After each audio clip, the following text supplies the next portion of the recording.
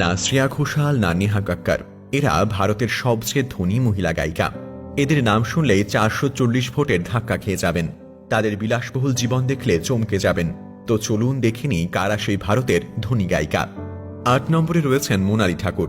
37 বছর বয়সী মোনালি বলিউডের একজন বিখ্যাত গায়িকা। মোহা মোহা কি ধাগে গানটির জন্য তিনি জাতীয় চলচ্চিত্র পুরস্কারও পেয়েছেন। বলিউডে তিনি শতাধিক গান গেয়েছেন।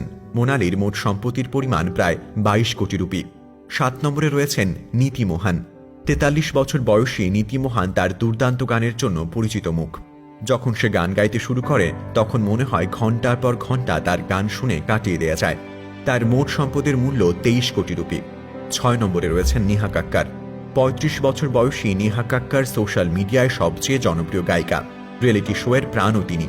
বলিউডের প্রায় প্রতিটি ছবিতে নেহার অন্তত একটি করে গান থাকে। তার মোট সম্পদের মূল্য 38 কোটি রুপি।